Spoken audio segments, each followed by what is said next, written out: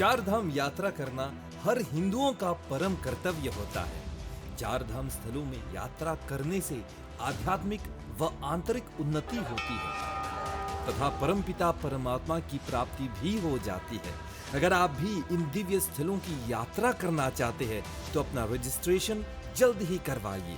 अगली चार धाम यात्रा 17 सितंबर 2025 को आरंभ होने वाली है। इस यात्रा में आपको इन दिव्य और पुण्य स्थलों में जाने का मौका मिलेगा, जैसे देवों के देव महादेव का परम धाम केदारनाथ, बद्रीनाथ, गंगोत्री, यमुनोत्री, हरिद्वार, अयोध्या, वृंदावन, वाराणसी, ऋषिकेश, उत्तरकाशी। और इस सीजन के लिए तीर्थ यात्रा एसोसिएशन पहली बार के लिए उत्तराखंड के दो विशेष मंदिर के दर्शन करने जा रहे हैं। पहला है कार्तिक स्वामी मंदिर और दूसरा त्रियुगी नारायण मंदिर। अधिक जानकारी के लिए आप इन नंबरों पर कॉल कर सकते हैं 59060161 या फिर 59498703 या फिर 57019809 या फिर आप ईमेल भी भेज सकते हैं। ईमेल एड्रेस है info@tirthyatra.org। उनके वेबसाइट है www.tirthyatra.org।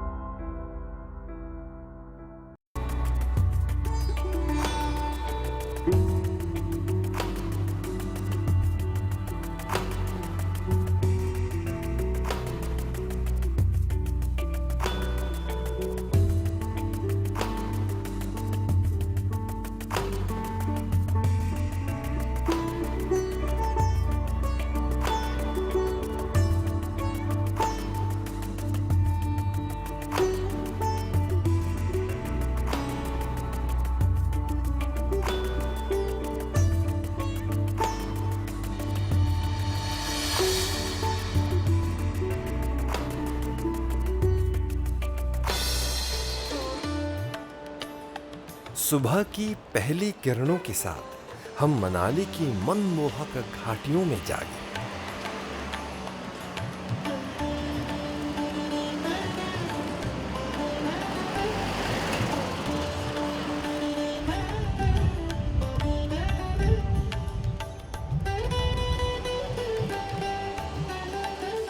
और चारों ओर बर्फ से ढके पर्वत हमारी आंखों को शीतलता दे रहे थे।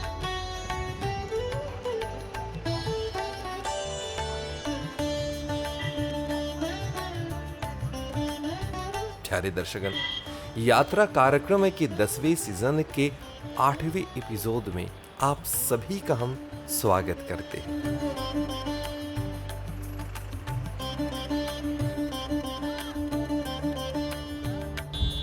अभी हम पहुंचे हुए हैं मनाली की सुंदर वादियों में और अब हम जाने वाले हैं स्नो व्यू पॉइंट। देवदार के ऊंचे ऊंचे पेड़ मानो प्रकृति के पहरी की तरह खड़े थे। बहती हुई नदी का जल बर्फ के पिघलने से इतना ठंडा था कि देखकर ही रोमांच हो उठता था। यह घाटी केवल सैर सपाटे की जगह नहीं थी, बल्कि यहाँ का जीवन भी देखने लायक होता है। बच्चे स्कूल जा रहे थे, कुछ लोग लकड़ी काटने में व्यस्त थे और कहीं लोग सड़क किनारे चाय की चुस्कियों का आनंद ले रहे थे। यात्रा के बीच अचानक हमारी बस का टायर पंक्चर हो गया। थोड़ी देर के लिए लगा कि अब हमारी गति रुक सी गई, लेकिन मनाली के लोगों की सहायता और मददगार स्वभाव ने हमें छू लिया। स्थानीय लोगों ने हमारे चालक की सहायता की और थोड़े ही समय में टायर ठीक हो गया। सभी यात्रियों के चेहरे पर मुस्कान लौट आई। अब हम बर्फ देखने के स्थान की ओर रवाना होने के लिए तैयार हो गए।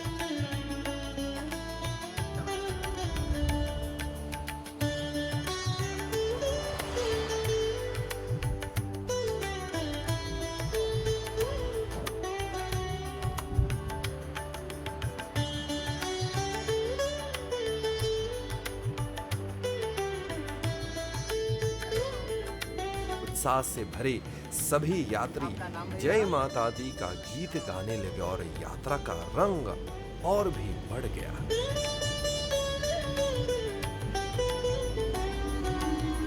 प्रेम से बोलो जय माता दी, सब मिल बोलो जय माता दी, जोर से बोलो जय माता दी, जय माता दी, जय माता दी, जय माता दी, जय माता दी, जय माता दी, जय माता दी। बस होटल से आगे बढ़ी और हम मनाली की वादियों में खो गए। ऊंचे ऊंचे पहाड़ों पर बर्फ की चादर बिछी हुई थी। कहीं कहीं छोटे छोटे घर पहाड़ों की ढलानों पर ऐसे लगे थे जैसे प्रकृति ने उन्हें स्वयं सजाया।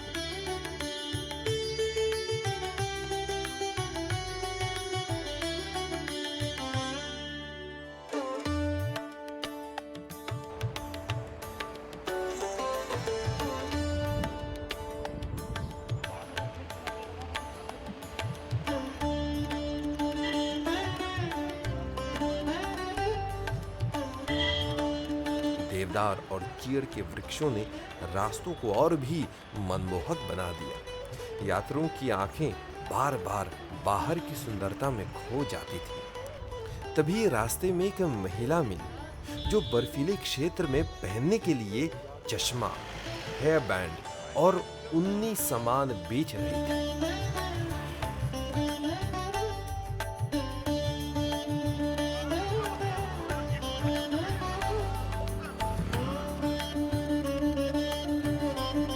आपका नाम क्या है मैम? जोगिंद्रा। आप कहाँ रहती है? गांव में रहते हैं। यहीं पे? हाँ, तो आप अपने हाथों से इसको बनाए? ये खुद हाथ से बनाते हैं हम। किस चीज़ से बनाई जाती है? ये हाथ से बनाए जाते हैं। मटेरियल क्या मटेरियल?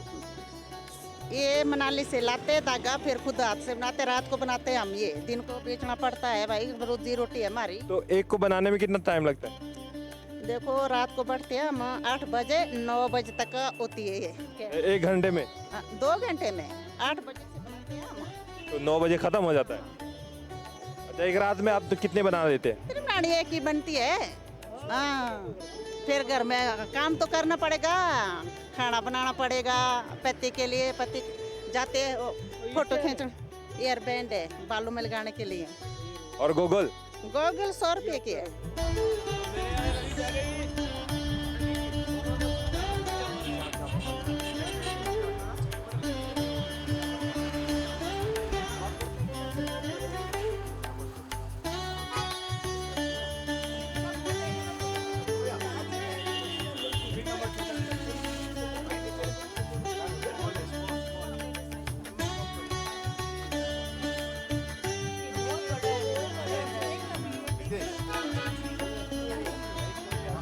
हम लोग अभी मनाली में है और मनाली में अभी स्नो माउंटेन पे हम लोग जा रहे हैं। तो माउंटेन में जब जाते हैं वहाँ स्नो के लिए पैरों में रबर शूज चाहिए क्योंकि पानी होता है, बहुत ठंड होता है, पकड़ लेता है। अगर हम कैनवास शूज़ या कोई स्पोर्ट्स शूज़ पहन के जाएंगे तो एडवाइजेबल नहीं होता है। उसके लिए पैरों में शूज़ होना चाहिए। ये जो पीछे शॉप लगी है उसका एक पूरा ड्रेस होता है जिसके कारण हम लोग स्नो में जाके खेल सकते हैं। हमारे अंदर के कपड़े मैले नहीं होते हैं और हमें बहुत ठंड से प्रोटेक्ट करते हैं। हम हाथों में हैंड ग्लोव्स भी होना चाहिए, सर पे टोपी होनी चाहिए। इससे पूरा बॉडी कवर करके हम लोग पूरा अच्छी तरह स्नो का एंजॉय कर सकते हैं। और आपको अलग अलग चाहिए तो यहाँ 100 रुपये में ऐसे गॉगल भी मिल रहे हैं। ये गॉगल पहन के आप अच्छी तरह स्नो में फ़ोटो ले सकते हैं अपनी ज़िंदगी की यादगार अच्छी बनाने के लिए। ये जो जहाँ हम खड़े हैं ये बांग है, इसका नाम बांग है, मनाली बोलते हैं। और इसमें क्या है, यहाँ से दूर दूर से टूरिस्ट आते हैं घूमने के लिए, देश विदेश से। ये बर्फ़ के लिए बहुत मशहूर है। यहाँ पे हल्का सा मौसम ख़राब हो जाए तो स्नो पड़ने लगती है। हमेशा साल भर स्नो होता है या फिर सीज़न होता है? स्नो का सीज़न भी होता है, बट इसमें क्या है, जैसी बारिश होती है तो इसमें बर्फ़ पड़ने लगती है। हम गए थे शिमला, वहाँ पे एकदम ठंड लेकिन स्नो नहीं था। यहाँ पे ठंड तो है लेकिन उतना नहीं है, लेकिन फिर भी स्नो है।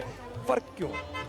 शिमला सिर्फ हाइट के वजह से ठंडा है। वहाँ पे समुद्र तल से मिनिमम 10,000 फीट ऊंचाई है और ये नॉर्मल है। यहाँ पर कहाँ से लोग आते हैं? देश विदेश से लोग आते हैं यहाँ पे, और अच्छा लगता है यहाँ, क्योंकि यहाँ का वातावरण बहुत अच्छा है, सुंदर है, और हरे हरे पेड़, चारों तरफ पहाड़ पे आपको बर्फ़ दिखाई देगी, स्नो दिखाई देगी। यहाँ की एक्टिविटीज़ के बारे में? यहाँ एक्टिविटीज़ तो बहुत अच्छी अच्छी हैं, जैसे आप पैराग्लाइडिंग कर लो, रिवर राफ्टिंग कर लो, स्की कर लो, जो आपका मन करे कर सकते हो। और कपड़े ज़रूरी है पहनने के, बूट वगैरह? कपड़े स्नो के लिए ज़रूरी है, क्योंकि ये आपकी सेफ्टी के लिए है। आपने नहीं पहना? अभी पहनेंगे। चलिए पहन के देखते हैं और चलते हैं स्नो की ओर। ये जो स्नो ड्रेस की शॉपें होती है जी, इनके ड्रेस पहनने से कपड़े गंदे नहीं होते हैं और इससे हीट भी रहता है। जैसे कि आप ऊपर जाएंगे, स्नो में जाएंगे, जो इनके शूज़ मिलते हैं, वो शूज़ जो है पैर आपके गिले नहीं होंगे, आपके कपड़े बचे रहेंगे और उससे बहुत सेफ्टी होती है जी। और जैसे कि एनक वगैरह लगाना, टोपी वगैरह लगाना, और ऊपर बर्फ़ में ठंड लग जाती है जी, तो स्नो की जो ठंड है वैसे जाती नहीं है, उसमें टेम्परेचर पूरा मेंटेन रखना पड़ता है जी। और इसके प्राइस के बारे में? प्राइस इसका 250 सरकारी रेट है जी। पूरा ड्रेस? हाँ जी, फुल ड्रेस 250 सरकारी रेट है इसका जी। बूट भी? विद इंक्लूडिंग बूट जी। चश्मा, ग्लव्स और टोपी अपनी लेना पड़ती है जी इसमें। थैंक यू जी, थैंक यू, थैंक यू। तो जैसे कि आप देख रहे हैं, हम भी एकदम पूरे ड्रेस में पहने हुए हैं, बूट के साथ और ड्रेस के साथ तैयार है ऊपर जाने के लिए। भैया ने बहुत अच्छी तरह से समझाया। अब हम चलते हैं बर्फ़ की ओर।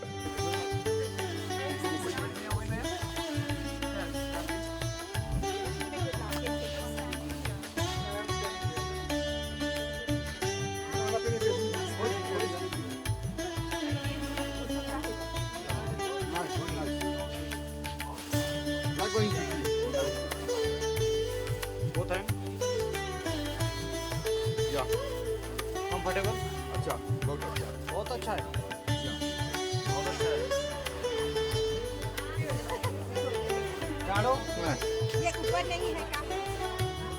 हाँ, इसमें ओके कर अपना चेक करके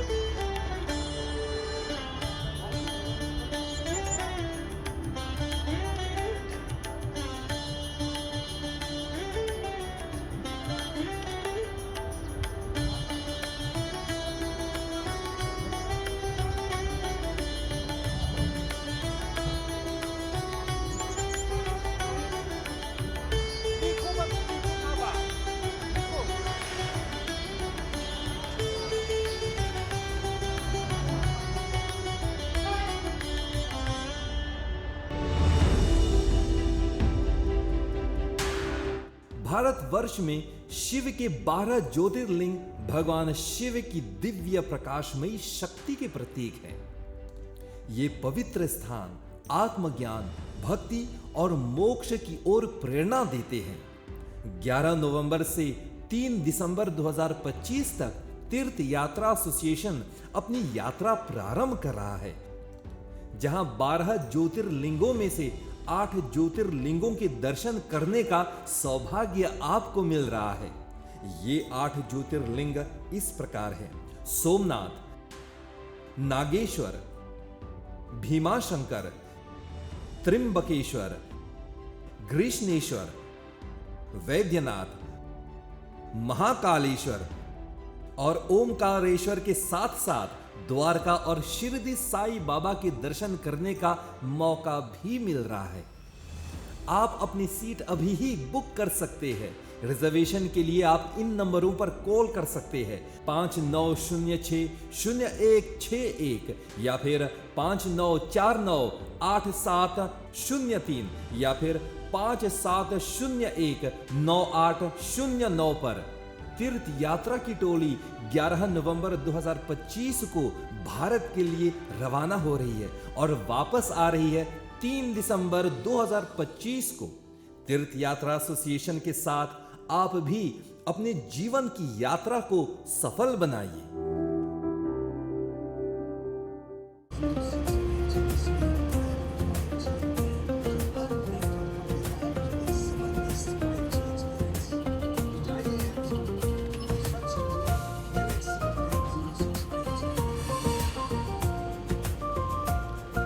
बर्फ में आंखों की सुरक्षा के लिए गॉगल पहनना बहुत ही जरूरी था और ठंड से बचने के लिए विशेष सूट और मजबूत बूट पहनना आवश्यक था। और इन सब को पहनकर हम रवाना हो गए स्नो व्यू पॉइंट की ओर। और रास्ते पर हमारी बातचीत हुई हमारे ड्राइवर साहब सोनम जी के साथ।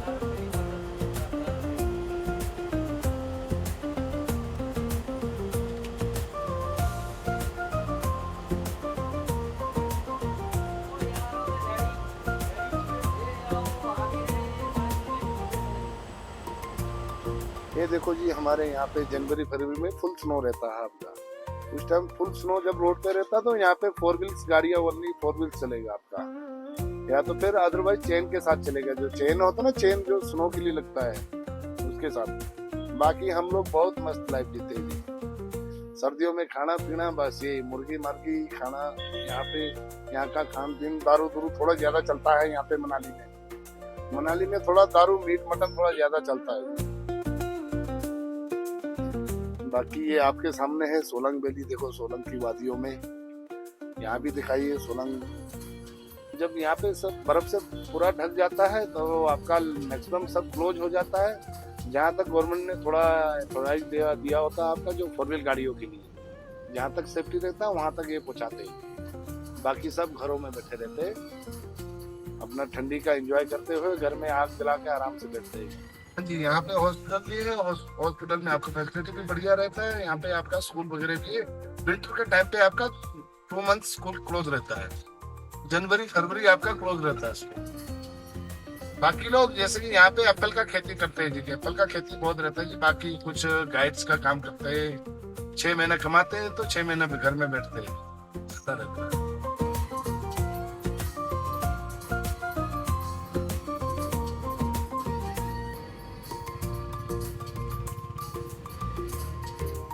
जैसे जैसे हम व्यू पॉइंट के पास पहुंचे, हमारे चारों ओर बर्फ के नजारे और पास आते गए। कुछ ही दूरी पर लोग अब बर्फ से खेल रहे थे। कई लोग स्नो बॉल फेंक रहे थे तो कई तस्वीरें खींच रहे थे। सड़क के किनारे खाने पीने की दुकानें यात्रियों को आकर्षित कर रही थी, जहां पे बिस्किट स्नैक्स बेचे जा रहे थे और साथ ही साथ गर्मा गर्म समोसे और उसके साथ गर्मा गर्म मैगी नूडल, जो यहाँ के लोगों के मन पसंद है। लेकिन भीड़ इतनी थी कि कई बार रास्ता जाम हो जाता था। यह मौसम यहाँ का पीक सीजन था, जब दूर दूर से पर्यटक मनाली आते हैं। सचमुच यह स्थान न केवल मनोरंजन का केंद्र है, बल्कि यहाँ के बहुत से लोगों की आजीविका भी पर्यटन पर निर्भर होता है।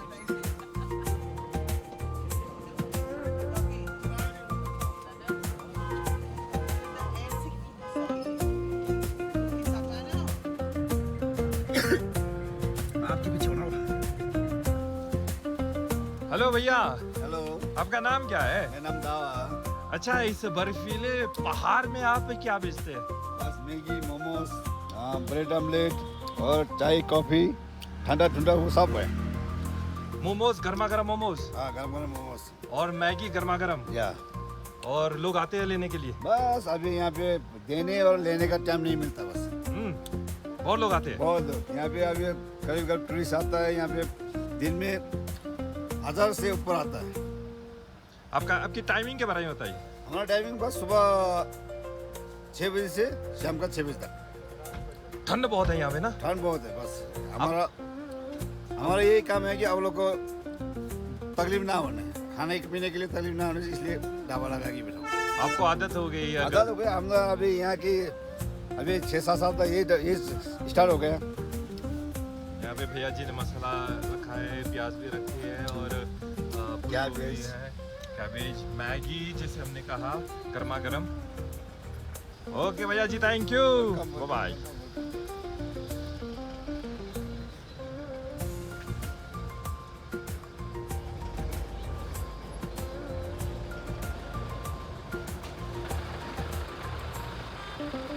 यहाँ पे ट्रैफिक एकदम जाम है जैसे कि आप देख रहे हैं और हम रुके हुए हैं। मैं थोड़ा सा बाहर आ गया हूँ शूटिंग करने के लिए, आपको दिखाने के लिए यहाँ का जो माहौल है कितना सुंदर है।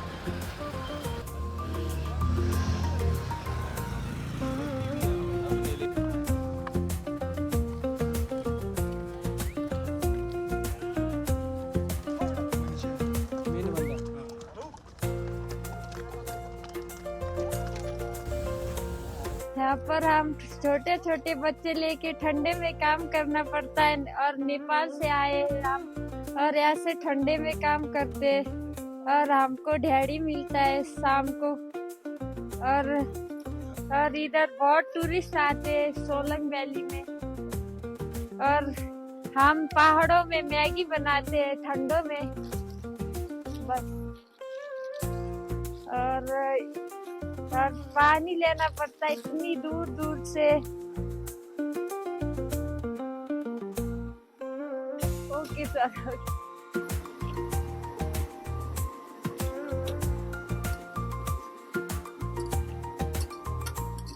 आखिरकार हम स्नो व्यू पॉइंट पहुंच ही गए। यहाँ रोमांच और आनंद का संसार बसा हुआ था।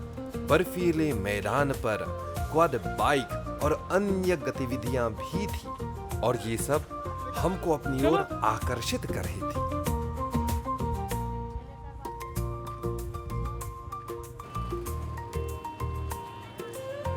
चारों ओर हंसी खुशी और उत्साह का माहौल था। हमारी यह तीर्थ यात्रा का अनुभव एक यादगार अनुभव बनकर रह गया।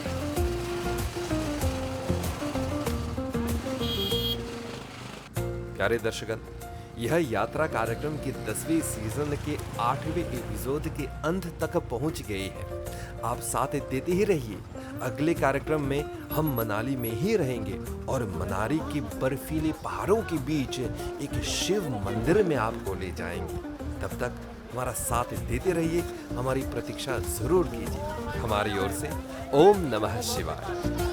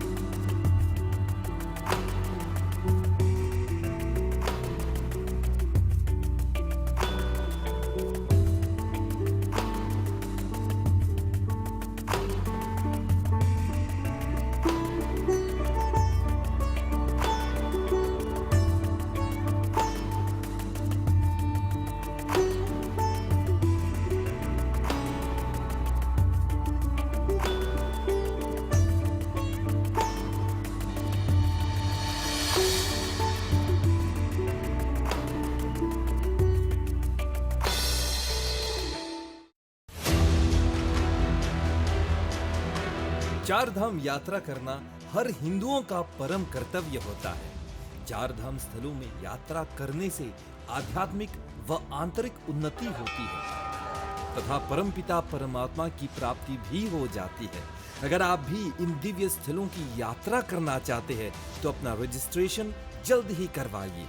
अगली चार धाम यात्रा 17 सितंबर 2025 को आरंभ होने वाली है। इस यात्रा में आपको इन दिव्य और पुण्य स्थलों में जाने का मौका मिलेगा, जैसे देवों के देव महादेव का परम धाम केदारनाथ, बद्रीनाथ, गंगोत्री, यमुनोत्री, हरिद्वार, अयोध्या, वृंदावन, वाराणसी, ऋषिकेश, उत्तरकाशी, और इस सीजन के लिए तीर्थ यात्रा एसोसिएशन पहली बार के लिए उत्तराखंड के 2 विशेष मंदिर के दर्शन करने जा रहे हैं। पहला है कार्तिक स्वामी मंदिर और दूसरा त्रियुगी नारायण मंदिर। अधिक जानकारी के लिए आप इन नंबरों पर कॉल कर सकते हैं 5906-0161 या फिर 594-98-703 या फिर 5701-9809 या फिर आप ईमेल भी भेज सकते हैं। ईमेल एड्रेस है info@tirthyatra.org। उनके वेबसाइट है www.tirthyatra.org।